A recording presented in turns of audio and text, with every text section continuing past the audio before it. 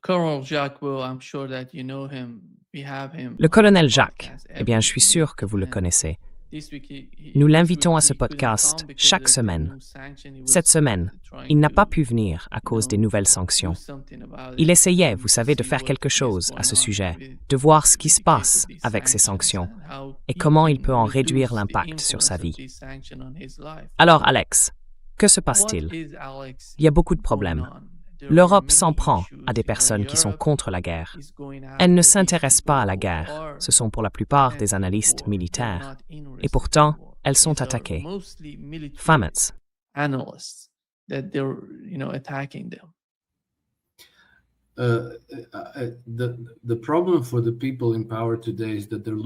Le problème pour les personnes au pouvoir aujourd'hui, c'est qu'elles perdent le contrôle du récit. Et c'est essentiel pour elles. Parce que vous savez, l'année dernière, à Davos, Ursula von der Leyen, John Kerry et plusieurs autres ont littéralement fait une crise de nerfs à propos de la désinformation et de la mésinformation. Je crois même qu'Ursula von der Leyen a déclaré que la désinformation et la mésinformation représentaient désormais une menace plus grande pour eux que la Russie ou le terrorisme international. C'est donc un énorme problème pour eux. Et je pense que le colonel Jacques Bois a été l'une des voix les plus claires en faveur de la vérité, expliquant aux gens ce qui se passe, ce qui est vrai, ce qui est faux. Il a une certaine autorité, car il a travaillé pour l'OTAN et a été impliqué dans de nombreux points de crise à travers le monde.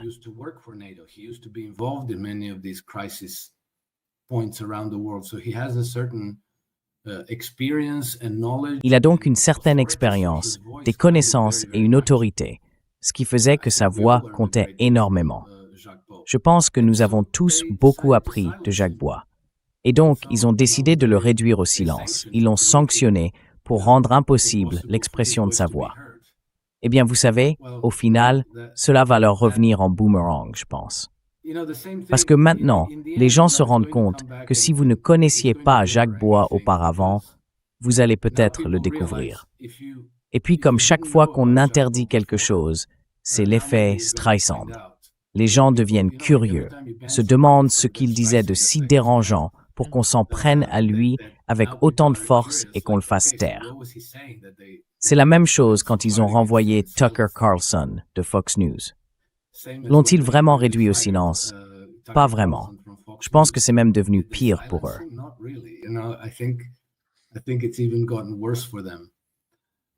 Et je pense que c'est la même chose avec Candace Owens. Exactement. Voilà, c'est dit.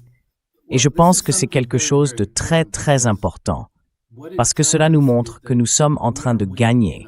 Nous, c'est-à-dire les gens ordinaires qui veulent connaître la vérité et la découvrir. Personne n'aime qu'on lui mente. Surtout quand on vous dit « Oh, vous allez devoir sacrifier vos enfants » et qu'on vous ment ensuite sur les raisons pour lesquelles vous devez les sacrifier. Je ne crois pas. Donc vous savez, je pense qu'ils sont désespérés. Ils ne savent pas quoi faire. Leur réaction instinctive, c'est de faire taire les voix qui partagent la vérité dérangeante. Mais au final, je pense que ce sera contre-productif. Cela va entraîner beaucoup de conséquences imprévues et des résultats contraires à leurs attentes.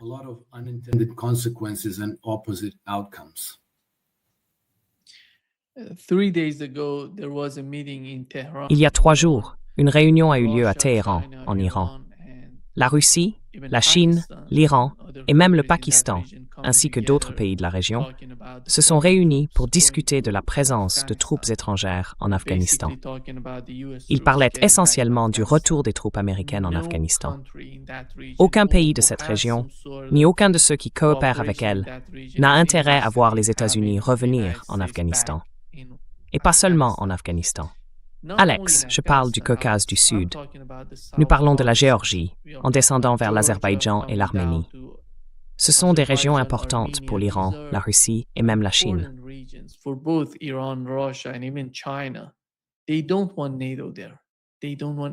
ne veulent pas de l'OTAN là-bas. Ils ne veulent rien avoir à faire avec l'OTAN. La raison, c'est que cette guerre dévastatrice en Ukraine montre comment cela pourrait mener à une nouvelle guerre, un nouveau conflit. s'ils y vont.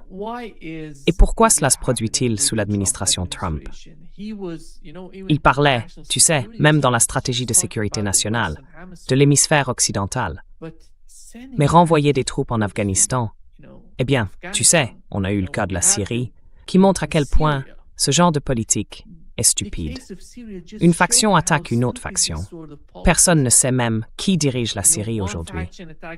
Tout tourne autour du chaos, de la création de plus de chaos et de nouveaux conflits.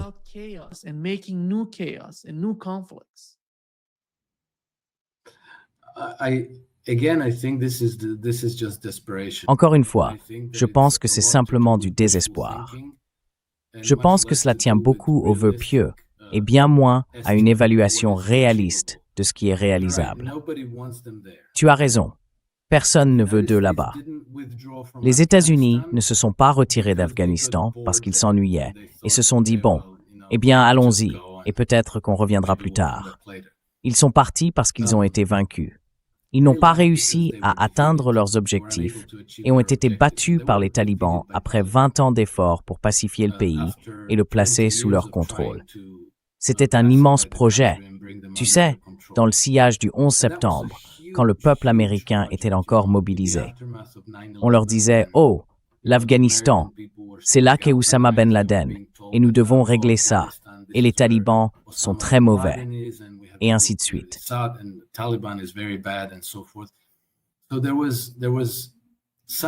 Il y a donc eu un certain degré d'acquiescement du peuple américain à tout cela.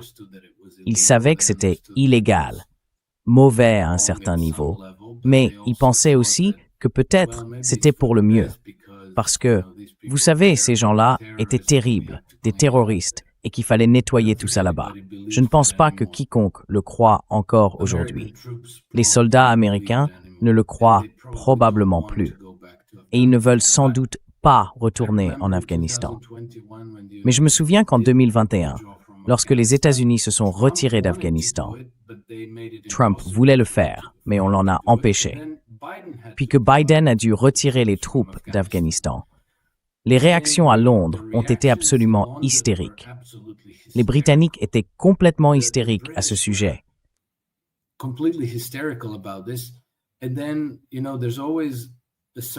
Et puis, vous savez, il y a toujours un certain segment aux États-Unis, vous savez, l'État profond, qui est complètement aligné sur la politique britannique.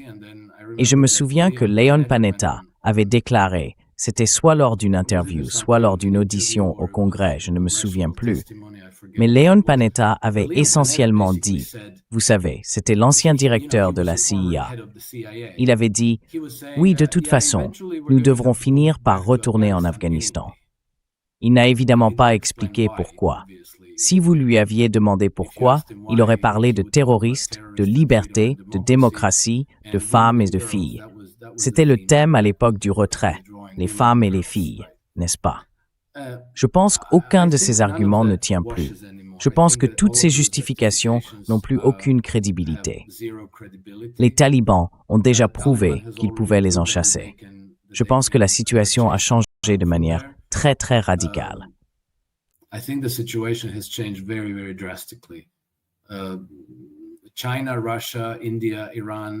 La Chine, la Russie, l'Inde, l'Iran, ils construisent tous une nouvelle architecture de sécurité. Ils développent l'OCS. Je pense que ce sera impossible. Et s'ils parviennent à se rendre en Afghanistan, s'ils occupent à nouveau la base aérienne de Bagram, eh bien, ils seront harcelés et sabotés de tous côtés. Cela ne fonctionnera pas.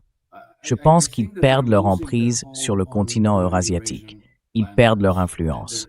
Et maintenant, ils envisagent toutes les mesures désespérées possibles pour tenter de retrouver cette influence et cette hégémonie. Mais je pense que c'est irréaliste. Vous savez, c'est ce qu'ils souhaitent, mais je doute fort qu'ils aient encore la capacité de le réaliser.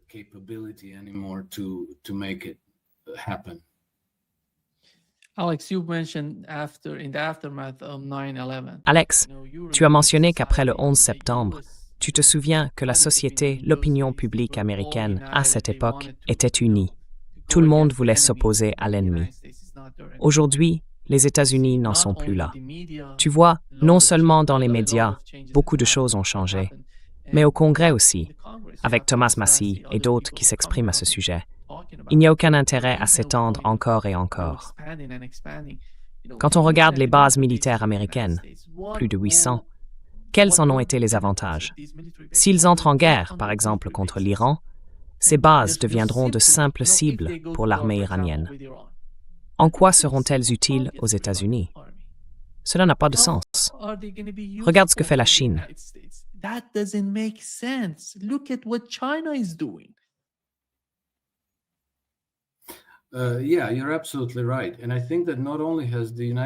Oui, tu as tout à fait raison. Je pense que non seulement les États-Unis se sont affaiblis et que l'opinion publique ne soutient plus ces choses, mais que les pays de la région, leur confiance a grandi.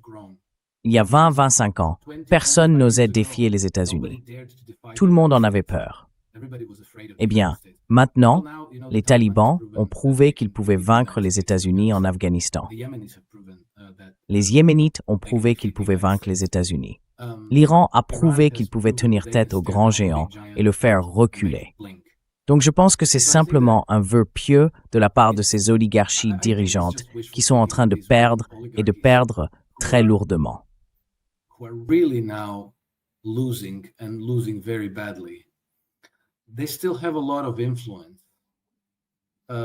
Ils ont encore beaucoup d'influence, énormément d'influence. Vous savez, il y a environ 10 jours, le nouveau projet de loi sur la NDAA, la loi sur les allocations de défense, a été adopté.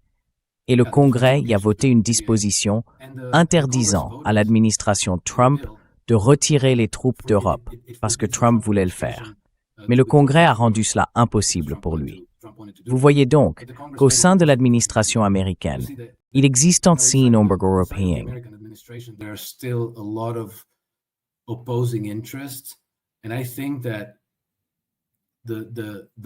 Je pense que les intérêts établis, Wall Street et leurs clients d'entreprise, qui, soit dit en passant, sont les seuls véritables bénéficiaires de toutes ces bases militaires à travers le monde, exercent encore une influence sur le pouvoir législatif.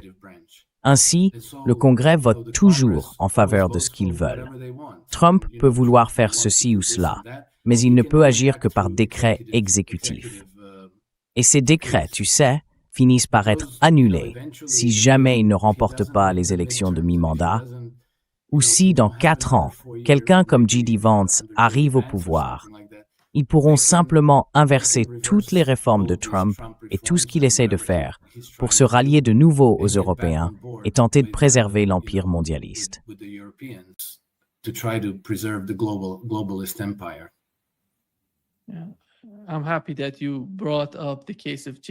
Je suis content que tu aies mentionné J.D. Vance, parce que si tu veux qu'il devienne, lui ou quelqu'un comme lui, le prochain président des États-Unis, il faut commencer à préparer le terrain pour cela.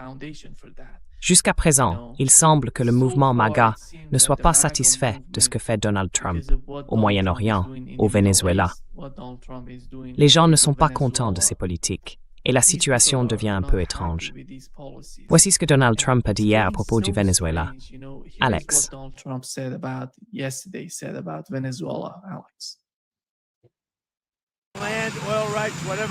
Les terres, les droits pétroliers, tout ce que nous avions, ils nous l'ont pris parce que nous avions un président qui peut-être ne faisait pas attention. Mais ils ne vont plus faire ça maintenant. Nous le voulons de nouveau. Ils ont pris nos droits pétroliers. Nous avions beaucoup de pétrole là-bas. Comme vous le savez, ils ont expulsé nos entreprises et nous voulons le récupérer.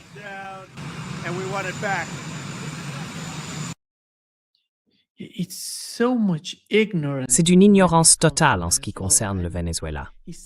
Il ne comprend tout simplement pas que s'il va dans cette direction, s'il s'engage au Venezuela, ce sera la fin de son mouvement, de MAGA, de tout ce que l'administration Trump devait faire pour eux.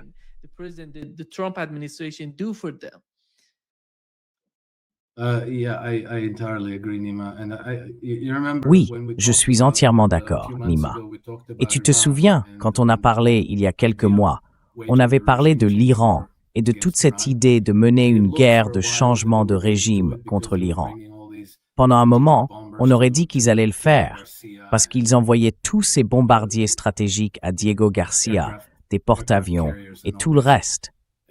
Et je me suis dit, c'est d'une stupidité sans nom. Je ne peux pas croire qu'ils vont vraiment aller jusqu'au bout. Je dois dire que je ne comprends absolument pas ce qu'ils font au Venezuela.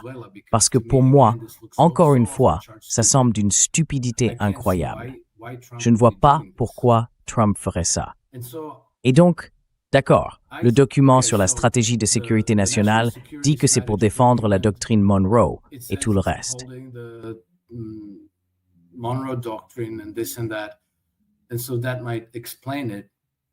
Et donc, cela pourrait l'expliquer. Mais malgré tout, c'est extraordinairement stupide. Parce que vous savez, on approche des élections de mi-mandat, qui sont pratiquement la priorité absolue de l'administration Trump. Gagner les élections de mi-mandat, c'est l'objectif, non? Et maintenant, vous allez prendre le risque qu'un de vos navires soit coulé dans les Caraïbes, que des centaines de soldats soient tués dans les jungles du Venezuela. Et même si vous parveniez à renverser le régime au Venezuela, ce qui se produirait à coup sûr, c'est qu'une très grande insurrection éclaterait. Quel que soit le régime que vous installeriez à Caracas, il ne connaîtrait pas un seul jour de paix. Vous obtiendriez un Guatemala 2.0. Vous auriez des massacres de masse. Vous auriez une Libye 2.0. Un État failli dans votre voisinage. Est-ce pour cela que le peuple américain a voté?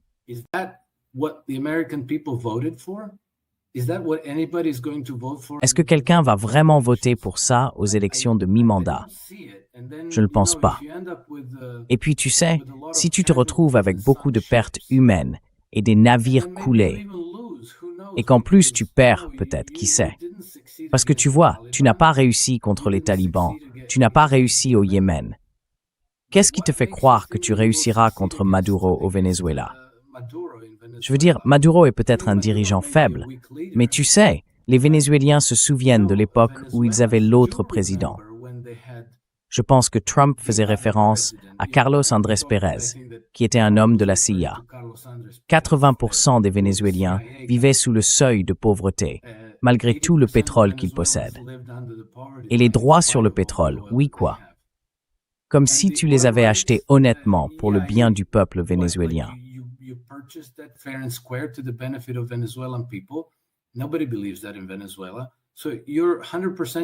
Personne ne croit cela au Venezuela.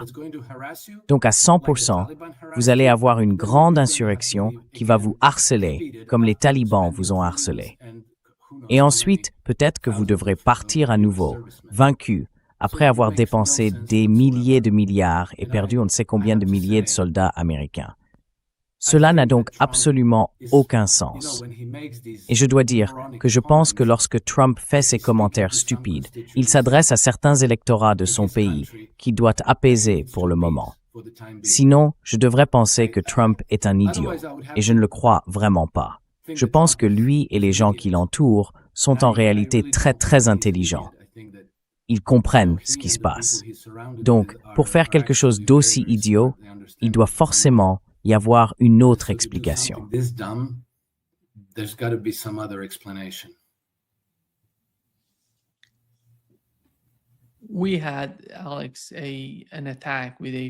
Nous avons eu, Alex, une attaque impliquant un père et son fils en Australie, à Bondi Beach. Ils s'en sont pris à des membres de la communauté juive sur place. À mon avis, c'est l'un des meilleurs cadeaux faits à Netanyahou, car il essaie de démontrer que la politique du gouvernement australien et de certains gouvernements européens concernant un État palestinien est erronée, qu'elle alimenterait l'antisémitisme et tout ce qui s'ensuit. Ainsi, cette attaque ne ferait que servir les intérêts de Netanyahou et de son administration. En ce qui concerne ce qui se passe à Gaza, tu sais ce qui s'y déroule. La situation est terrible. Il pleut, les gens n'ont rien. Et en même temps, malgré toute cette souffrance à Gaza, on voit un événement comme celui-ci se produire en Australie, détournant toute l'attention vers ce qui s'y passe. Quelle est ton opinion sur cette affaire?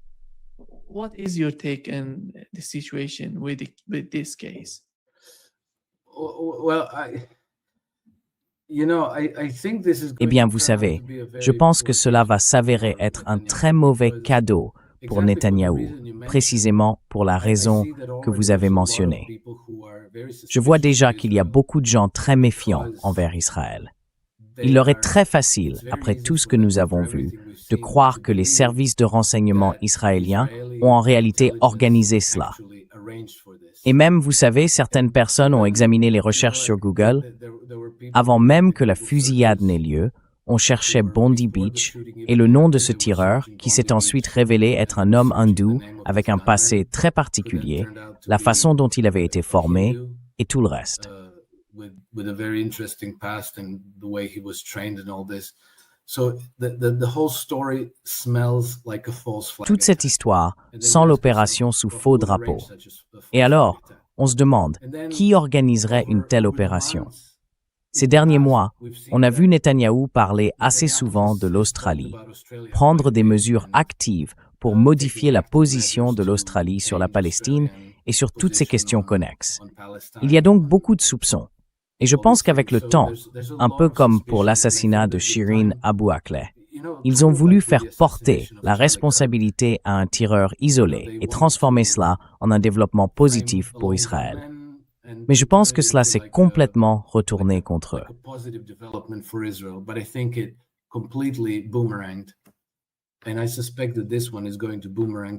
Et je soupçonne que celle-ci va aussi se retourner contre eux. C'est exactement ce qu'on constate en ligne, la façon dont les gens en parlent.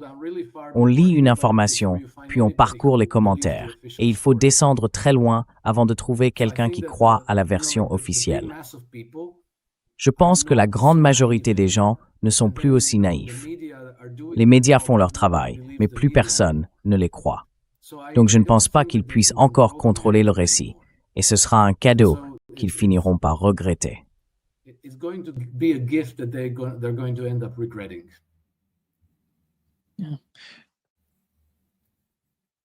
Netanyahu, Alex, is, Oui, Nathaniel, Alex, à mon avis, l'un des objectifs de cette attaque serait qu'Israël cherche à faire comprendre que les personnes vivant en Israël sont plus en sécurité que les Juifs à l'extérieur du pays. Et cela pourrait, d'une certaine manière, aider le gouvernement Netanyahou. Pour conclure cette session, pensez-vous que le gouvernement israélien se trouve dans une meilleure position avec ce type d'attaque? Ou bien, après tout, comme vous l'avez mentionné, l'opinion publique est consciente de ce qui se passe réellement. Elle ne croit pas, enfin, je ne sais pas si elle connaît toute la réalité, mais elle ne croit pas à la version officielle, au récit officiel de ce qui se passe. Comment voyez-vous la situation d'Israël? Comment... How do you see the situation with Israel? How? I think, Nima, that Je pense, Nima, qu'Israël a non seulement perdu un soutien très important de la part du public occidental, surtout aux États-Unis et même parmi les conservateurs, mais j'ai aussi l'impression qu'Israël a perdu un soutien significatif de la part des Juifs eux-mêmes.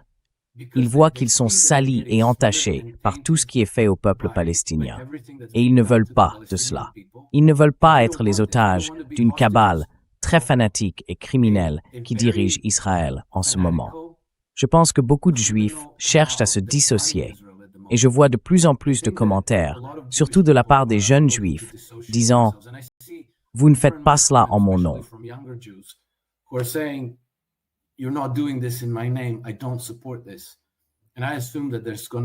Je ne soutiens pas cela, et je suppose qu'il y en aura beaucoup d'autres du même genre. J'ai même entendu certaines voix parmi les Juifs australiens exprimer les mêmes inquiétudes. Dans l'ensemble, je publie aujourd'hui un rapport sur mon Trend Compass à propos d'un bouleversement tectonique en cours au Moyen-Orient. Nous approchons probablement de la fameuse prophétie d'Henry Kissinger de 2012, lorsqu'il avait déclaré que 10 ans plus tard, il n'y aurait plus d'Israël. Et maintenant, nous entrons dans une phase où Israël se trouve sur une trajectoire de collision avec l'administration Trump.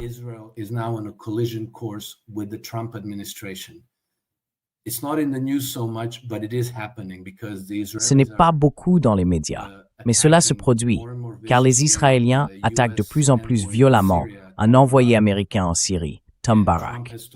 Et Trump a dit, eh bien, vous savez, Barack a déclaré à un journaliste australien, C.J. Werleman, qui a une excellente chaîne sur YouTube, que Trump avait dit à Benjamin Netanyahu, tu recules ou sinon. Je ne sais pas ce que signifie ou sinon, mais les Israéliens sont très, très inquiets d'un possible changement de politique sous l'administration Trump. Et je dis depuis longtemps que si j'étais sioniste, je ne ferais pas du tout confiance à Trump. Et je pense que cela est en train de se concrétiser. And I think that this is now coming to fruition.